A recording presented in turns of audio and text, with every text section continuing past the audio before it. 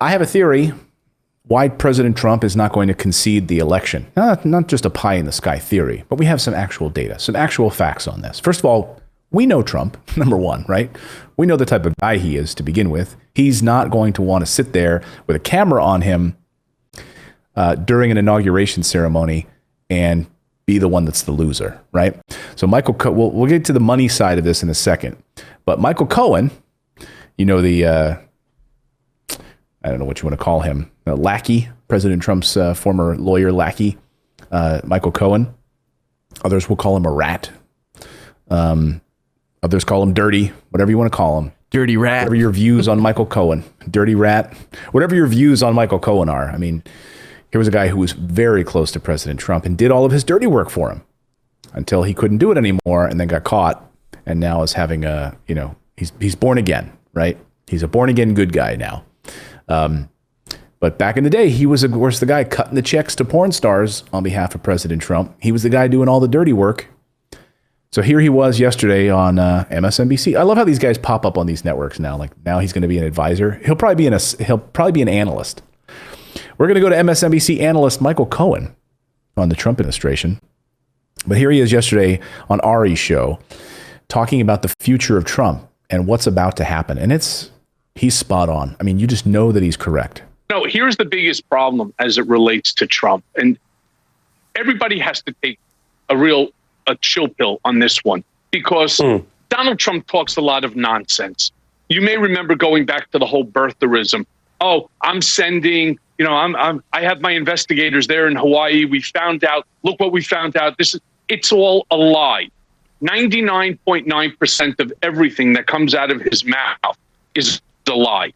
He's not going to stay in the White House past January 20th. They will remove him. He knows that. He also, in my opinion, is not after Christmas. He usually comes back January 5th, January 6th. He likes to go to Mar-a-Lago. I suspect he'd even come back to Washington.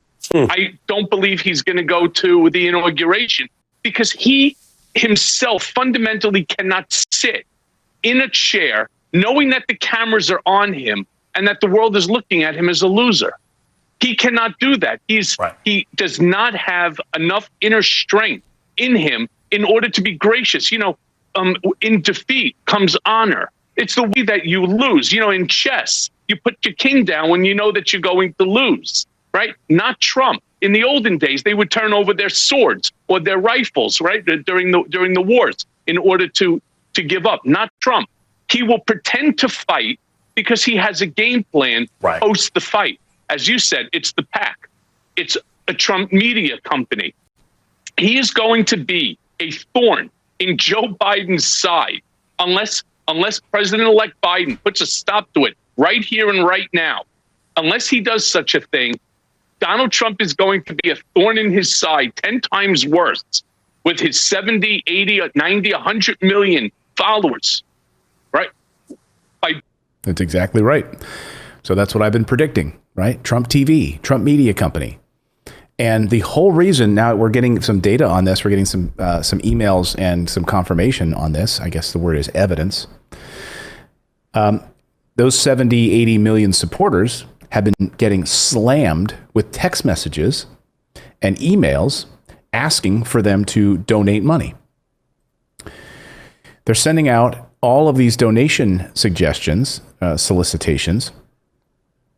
Here is in the Seattle Times. In the wake of the election, or the Washington Post, sorry, President Trump's supporters have been peppered with texts and emails asking for donations to support legal battles contesting his loss to President-elect Joe Biden.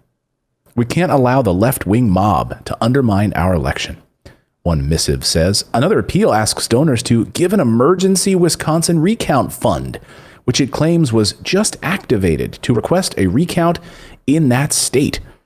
How many of you want to donate to help President Trump fight a recount? Get the recount going. Well, it turns out your money won't be going to exactly that. Turns out when you start to read the fine print on this, as some have, when you're going to donate money, turns out that only 60% or 40% will go to those types of things. 60% will actually go for retirement of general election debt. So he's in debt. We already knew that going into it, right? He was like, what, $400 million in debt to some overseas banks. We don't even know, right? That got brought up at the debate. So how much general election debt do they have? That's what the reason he won't concede is because the moment he concedes, then he's done. He can't raise any more money. Who's going to donate money to a guy who just said, I'm done? Now they're going out to all of these poor saps, these people who put their hopes and dreams into a Trump presidency, these workers in Ohio that are, working at the carrier factory, et cetera, who, are working 12-hour shifts. They get this email from President Trump. He's their guy. Like, yeah, honey, we should, we're going to stop that Biden guy. Let's send them what we have. It's like a televangelist. Let's send them $50. I know that's all we have in savings. Let's send President Trump $50. You know where that money's going? It's going to pay off his debt. Disgusting. 60% to this new PAC that has just been formed. So there is there's a new President Trump PAC that just rolled out. And I'll kind of go through some of the details on this thing. Right now, it's called, the details are really outlined in the sort of the fine print of all this, where these donations would go to this election defense fund to support recounts and lawsuits. But doesn't a PAC... You want to help? I was going to say, doesn't a PAC technically, the candidate themselves can't be part of it, right? Like that money secretly that's the beauty of it, right? Yeah, I mean, so what they're able to do is the majority of each donation goes to a political action committee, which they've set up called Save America, which Trump set up in recent days. It allows him to support candidates and maintain political influence. So it's not like going into his pocket necessarily, but it's going into this fund where they get to sort of pick and choose how they use it. It was already approved.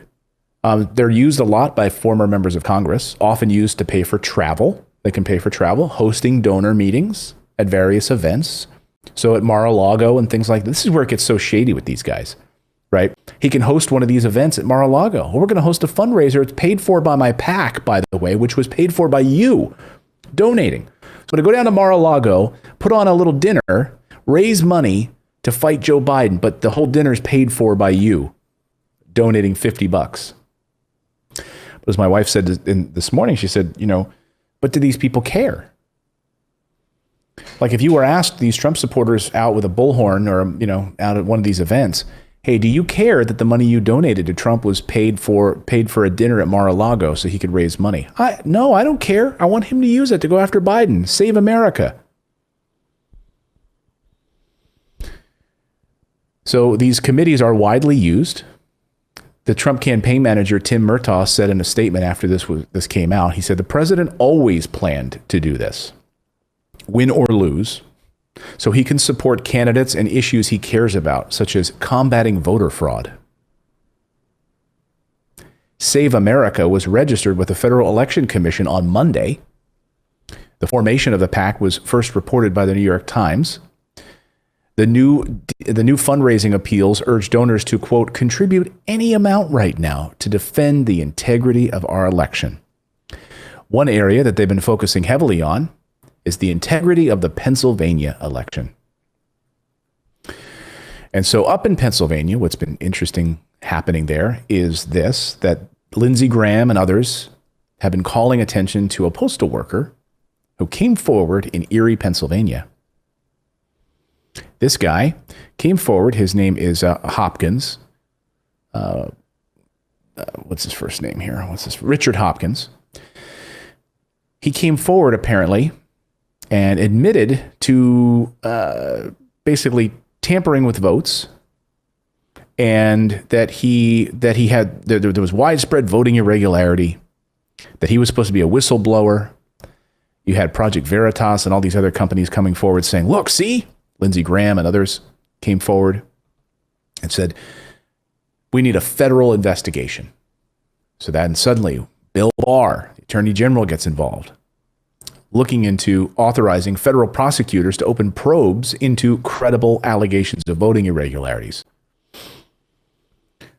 before results are certified. So what they're trying to do is, in Pennsylvania, you would certify these votes before they go to the Electoral College.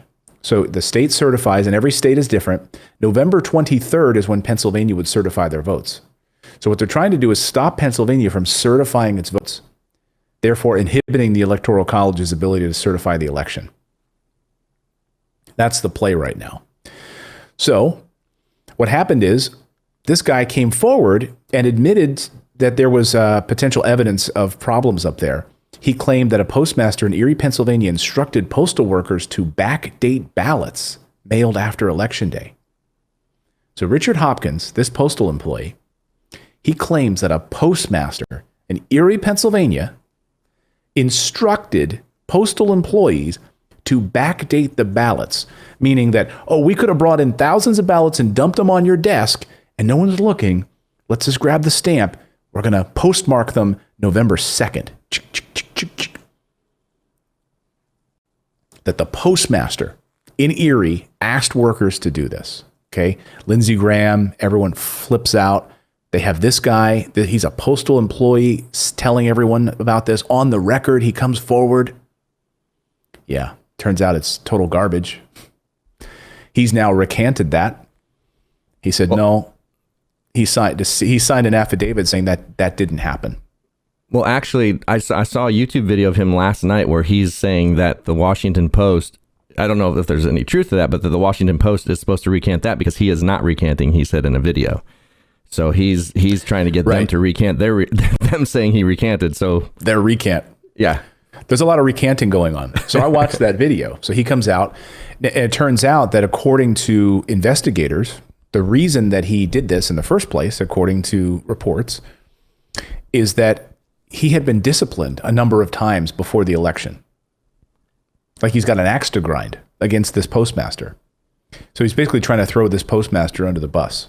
Now, hey, investigate it. Let's figure out what the truth is here. But now apparently he has signed this affidavit when federal investigators went to interview him, saying that no, there was no irregularities. Because he knows he'd be locked up. He's going to claim that? He's going to lie?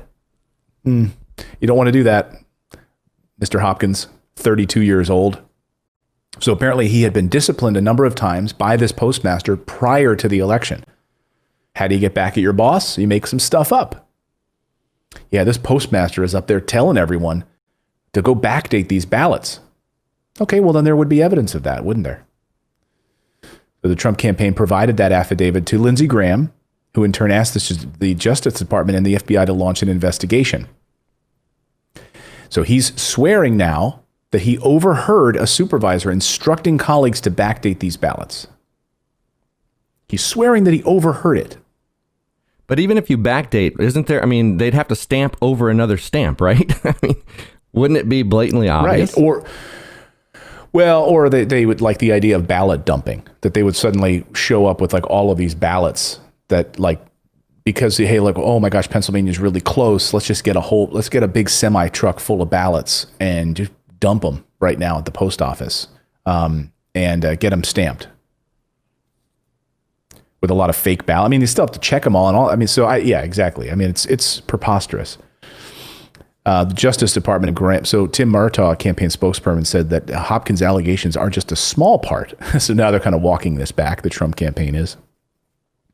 This is just a small part of our allegations and assertions in a Pennsylvania lawsuit. We don't know what kind of pressure he's been under since he publicly made those statements. The Justice Department and Graham did not immediately respond to a request for comment on Tuesday. The Erie postmaster in question called the allegations 100% false and said they were made by an employee that was recently disciplined multiple times. He says the Erie post office did not backdate any ballots.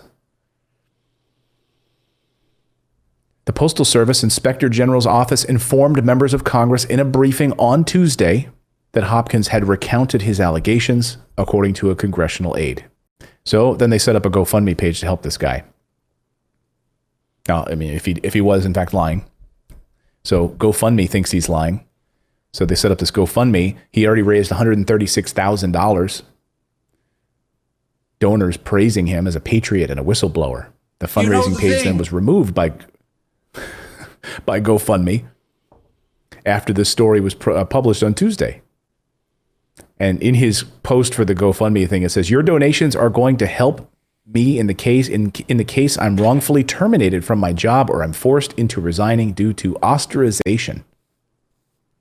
Ostracization. He spelled that wrong. By my coworkers. It will help me get a new start in a place I feel safe and help me with child support until I'm able to get settled and get a job. That money was not dispersed, and the money has been returned to the people that made the donations.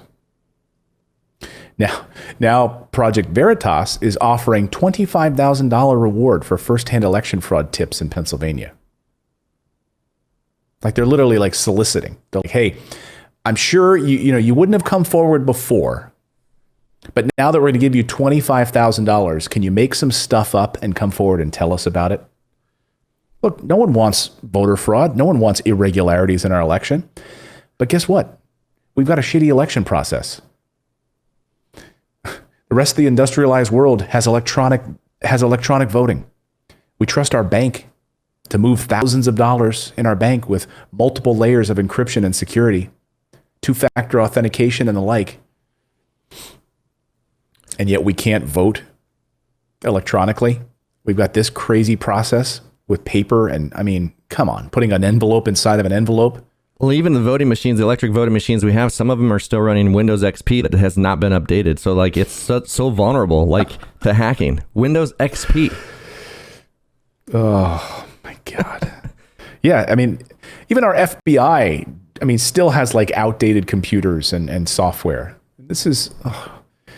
but we can still spend $900 billion building bombers so we can go bomb some other countries. But we can't invest in our election process so we don't have to be the laughing stock of the world. It's insane.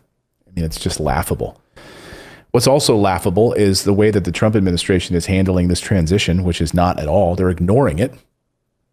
Because again, as President Trump is trying to raise all of this money to start his own media company, get out of debt, start with a clean slate, and then hire all of these guys. All of these guys are complicit right now. And no headline had me more irked yesterday than this one with Secretary of State Mike Pompeo. This blowhole got up there at the podium, and when asked about the transition of power right now over to the Biden team, here's how this guy answered that question. It was unbelievable. Is the State Department currently preparing to engage with the Biden transition team? And if not, at what point does a delay hamper a smooth transition or pose a risk to national security? There will be a smooth transition to a second Trump administration. There'll be a smooth transition to a second Trump administration. That's your CIA talking right there. I mean, you walk into an embassy in other parts of the world, you see Mike Pompeo's picture up on the wall, right next to Trump. This is the guy representing the United States around the world. What are they doing? What planet? And by the way, they're even sending in budget proposals for next year. They're acting as if nothing has happened. There's no President-elect Biden. No, not at all. No, the people didn't vote for him. They voted for Trump. Right. We're ready. The world is watching what's taking place here. We're going to count all the votes. When the process is complete, there'll be electors selected. There's a process. The Constitution lays it out pretty clearly. The world should have every confidence that the transition necessary to make sure that the State Department is functional today, successful today, and successful with the president who's in office on January 20th, a mid-afternoon, will also be successful. I went through a transition on the front, and I've been on the other side of this. I'm very confident that we will do all the things that are necessary to make sure that the government, the United States government, will continue to perform its national security function as we go forward. To a second Trump administration. So I agree with Michael Cohen on this. Michael Cohen saying that, of course, President Trump is not going to even be there during the inauguration. He'll be down in Mar-a-Lago. He'll be starting his media company. He'll be tweeting like crazy. And he'll be a thorn in the side of Republicans and Democrats. And this will be he'll immediately have a massive audience. Fox News should be scared. OAN network should be scared. And frankly, Biden should be scared. positioning. I mean, I'll throw this question out to you. Do you think he'd run again in 2024? President Trump. Would he run again in 2024? Or would he elevate a particular candidate with his blessing on his network? Ivanka, Donald Jr. to run. I don't think his ego. I don't think his ego would allow him to take a chance on another loss. Yeah, I know. Well, maybe. Or he just does it again for publicity. As you know, I mean, as everyone knows, he never intended to run for president. He did it as a publicity stunt to pay off debt, to elevate his brand. His hotels were starting to bleed money. The Trump brand itself was massively in debt. They were facing all these lawsuits from that Trump University crap, where people would pay them $30,000 to be taught how to be a Trump, basically learn how to be a great businessman like Donald Trump. So, I don't think he's going anywhere. And I don't know. I mean, how old will he be at that point if in 2024?